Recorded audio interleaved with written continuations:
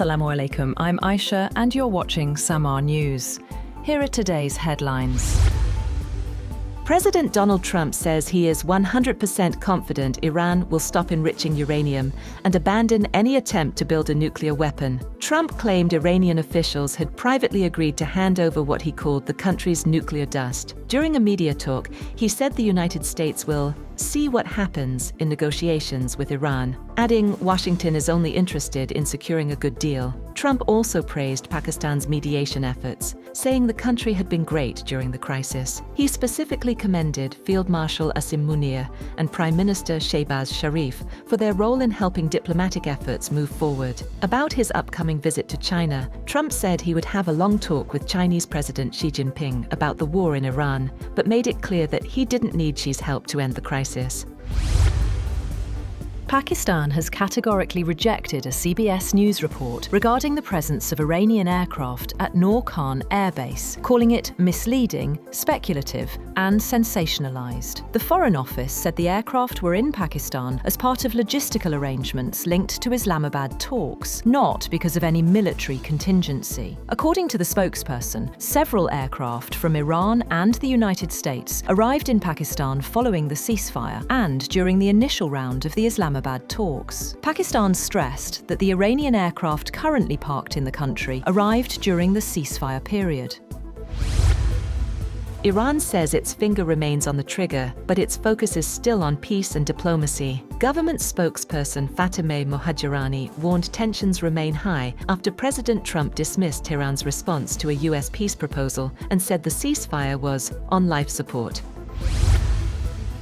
On the other hand, Iranian Parliament Speaker Baker Ghalibaf has said Iran's armed forces are fully prepared to respond to any aggression, warning that any hostile move would be met with readiness. In a statement shared on social media, Ghalibaf said the world had already seen that wrong strategies and wrong decisions always lead to wrong results. He said Iran was ready to deal with any situation and claimed that others would be amazed by the country's level of preparedness. Separately, Mohammad Eslami, the head of the Atomic Energy Organization of Iran, said there could be no compromise on Iran's uranium enrichment program. Iranian parliamentary spokesman Ebrahim Rezai has said that the country could enrich uranium up to 90% purity, a level considered weapons grade, if Iran is attacked again. The spokesperson for the Parliamentary National Security and Foreign Policy Commission posted on X that one of Iran's options in the event of another attack could be 90% enrichment, adding that it will review it in the parliament. The fate of around 400 kilograms of uranium enriched to 60%, a short technical step from roughly 90% weapons-grade material, remains unclear. China's Foreign Minister Wang Yi has urged Pakistan to continue mediation efforts aimed at easing tensions over the Strait of Hormuz and the Iran conflict. In a phone call with Deputy Prime Minister Ishaq Dar, Wang praised Pakistan's role in facilitating US-Iran talks and supporting the temporary ceasefire. Both sides also pledged closer coordination as China and Pakistan prepare to mark 75 years of diplomatic relations. Turkey says it supports efforts to reopen the Strait of Hormuz, warning the vital waterway should not be used as a weapon during the Iran war. Speaking at a press conference in Doha, alongside Qatari Prime Minister Sheikh Mohammed bin Abdulrahman Al Thani, Foreign Minister Hakan Fidan said Ankara is backing Pakistan-led mediation efforts to end the conflict between Iran and the United States. Qatar also confirmed discussions with Washington on supporting diplomatic efforts, as oil exports and shipping through the strait remain severely disrupted. Pakistan and Iraq have reportedly reached separate deals with Iran to move oil and liquefied natural gas through the Strait of Hormuz, highlighting Tehran's growing control over the vital energy corridor. Sources say Iraq secured safe passage for 2 massive crude tankers, while Pakistan moved to protect its fuel imports amid soaring energy costs. Analysts say Iran is no longer trying to fully block Hormuz, but instead control access through the strategic waterway.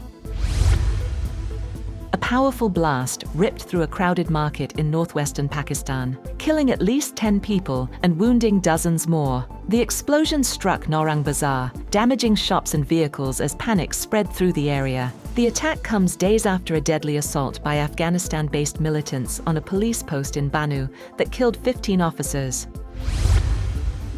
Palestinians marked the 78th anniversary of the Nakba, or catastrophe, commemorating the mass displacement that followed the illegal occupation of land in 1948. In Ramallah, crowds waved Palestinian flags and carried symbolic keys representing the right of return for refugees.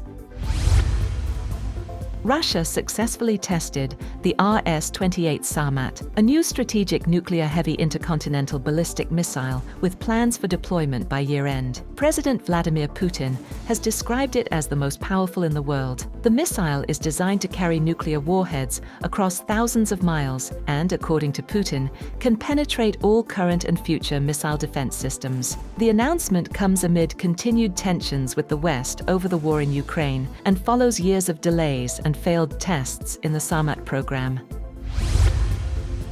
British Prime Minister Keir Starmer has defied calls to resign, telling ministers he would get on with governing despite a destabilising 48 hours of growing calls to set out a timetable for his departure after an election drubbing. At a meeting of his cabinet team of ministers, Starmer repeated that, while he took responsibility for one of his Labour Party's worst election defeats, there had been no official move to trigger a leadership contest. He said the past 48 hours have been destabilising for government, and that has a real economic cost for our country and for families.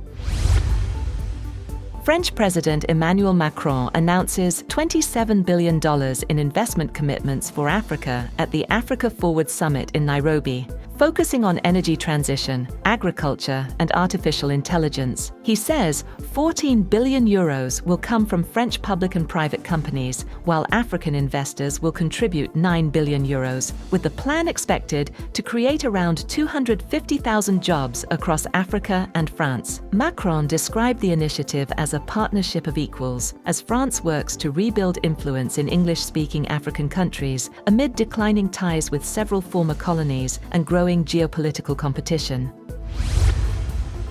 That's all for now. For more updates, visit www.samaa.tv. Thank you for watching SAMAA News.